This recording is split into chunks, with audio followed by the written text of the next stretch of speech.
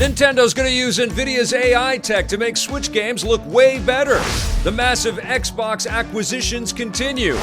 And Keanu Reeves created his own destiny. All that and the latest and everything cool today in the Rundown. Welcome inside the Electric Playground, everybody, otherwise known as my basement. I'm your host, Victor Lucas, and we've got a killer show for you today. I had tons of comments about yesterday's rundown. We focused on the idea that Sony might be closing some of their online stores, and Graf wrote, "It's why I support emulation. Preserve our history." You got that right, Graf. It's important to preserve the video game industry's history. There are so many awesome classic games out there, and one company that does a pretty good job at allowing us to play classic games is Nintendo. Let's hope that's true on the new Nintendo Switch Pro. No, a Nintendo Switch Pro is not confirmed yet, but details on what it might be keep popping up. Right from the first time word circulated about NVIDIA's groundbreaking DLSS technology, common conjecture out there was that this is tech that could be used in the Nintendo Switch. And guess what? It looks like we might be right. A new Switch is on the way, as per very good reporting from Bloomberg, and not only is it expected to have a much better and slightly larger OLED screen, but it will also use faster NVIDIA chips running proprietary DLSS tech that allows for deep learning AI improvements to the image output, giving players a 4K image on their TVs when the new Switch will be docked. Now, presumably performance will also be greatly improved in handheld mode as well. We don't know when we might be getting this Switch Pro, but a lot of conjecture is out there that it's going to be hitting this year, probably towards the holiday season. And Breath of the Wild 2 is expected to be a game that is associated with this new console. You know what I really have been thinking a lot about, especially because the new PlayStation 5 and the Xbox Series X are kind of spoiling us? It's not even so much about that 4K resolution as much as I want every game that hits this new Switch Pro, and honestly, every game that's going to hit generations of consoles from now on, to at least hit 60 frames per second. I keep playing these games like the recent Avengers Next Gen update that allow you to play in higher quality mode or better performance mode, and the difference is you can play with more ray tracing and blinking lights and stuff at 30 frames, or you can have the fluidity of 60 frames and maybe take a little visual hit.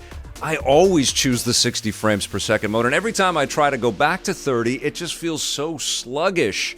And so that's what I really want out of the performance of a new revision on the Nintendo Switch, and to think about the visual sort of marks that's, especially the third-party companies are going to be able to hit with a device that you can take anywhere with you. It's incredibly exciting. I can't wait for Nintendo to announce this. I hope the chip shortages kind of sort themselves out and everybody is able to pick one of these things up. The expectation is that it's going to be about $100 more expensive, and maybe even more than that in Canada.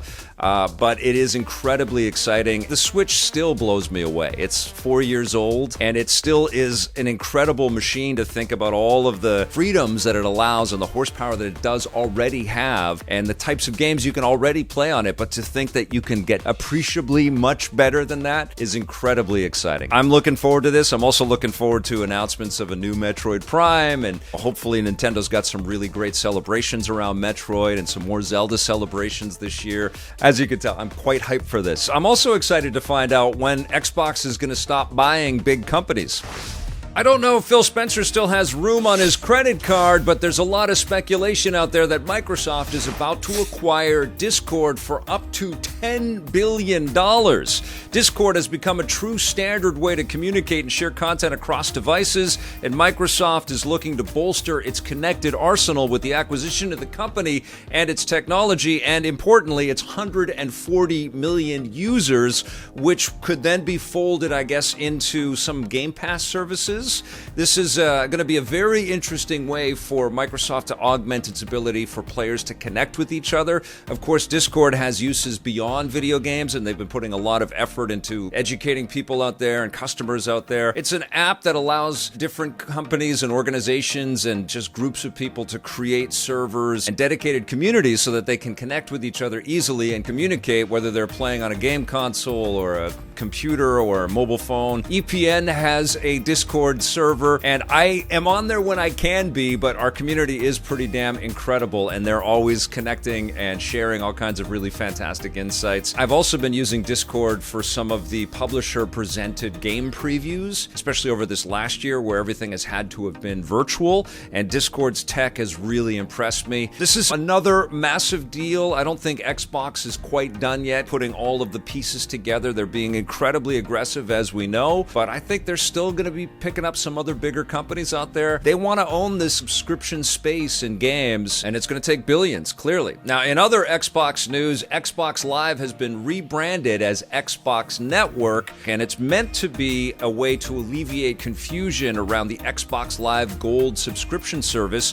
which ties free monthly games to the internet connectivity over Xbox. You know, it's interesting with xCloud out there and Game Pass, and then they had that recently quickly reversed decision to increase the price of Xbox Live Gold, and now they've got Xbox Network and potentially Discord. It does feel like they're moving all of these chess pieces around, trying to figure out what's going to work best to bring in as many subscribers as possible, but it also does feel like everything is funneling towards Game Pass. Very, very shrewd moves, and I don't think we're done seeing Xbox make some big plays by any stretch of the imagination. Speaking of taking some big plays, Keanu Reeves is creating his own characters now. Keanu Reeves is a big fan of comic books, and even though his desire to play Wolverine didn't pan out, at least not yet, he co-created his own comic called Berserker. And the book, which has shipped the first of its 12-issue limited run, has already sold more than 600,000 copies and caught the attention of Netflix. The streaming service has bought the rights to the property to create feature films and animated series, and Keanu Reeves is going to star in them. Now, the story of Berserker is about a man called B, who is a demigod that has been on Earth for centuries and has a lust for violence. He's recruited by the U.S. government to be a Wolverine-like mercenary and to get into fights with government targets in exchange for finding out the truth about his past. And it does look like it's incredibly intense and incredibly bloody and violent and gory and very Wolverine-like. It looks like a lot of fun. Now I really want to read this comic, and I'm so excited for Keanu Reeves, who we all know is just breathtaking. And just a couple of quick things to tell you about. MLB The Show 21 dropped a Game Has Changed trailer to show off some of the next-gen visuals for this title, and it looks absolutely gorgeous, but you know what? Sony San Diego has always done a great job with MLB The Show, so I think this is a game that we're really going to need to see in action. There are going to be some next-gen improvements if you play this on the PlayStation 5 or the Xbox Series X, because now you can play this game on Xbox. You're going to get a stadium creator, which is going to be exclusive to next gen as far as we know, and everything is going to run at 4K and 60 frames per second. Look at the details in this game. Absolutely breathtaking. I always love reviewing this game every year. Can't wait to play this on the PlayStation 5 or maybe the Xbox Series X. How weird is that? Wait a second. Is that a UFO over the field? And one last thing to tell you about. Nintendo and Niantic, who had a huge hit with Pokemon Go, are partnering again on a new augmented reality game around Pikmin, which sounds like a perfect fit because this is a game series that has always looked like there's a combination of photorealism and these cute little alien-type creatures running around. And I think it's going to be amazing to bring that out into the real world and find Pikmin all over the place. That's going to be super cool. And it also encourages walking. Niantic doesn't have any footage to show us yet, but in a blog post they told us that this is Niantic Tokyo's first game, which is exciting, and I just think it's a great fit. I can't wait to play this one. All right, you guys, that's going to do it for the rundown today. Thank you so much for watching. Thank you for subscribing, and thank you especially to all of our EPN members. I'll be back tomorrow with a fresh episode. Until then, play forever.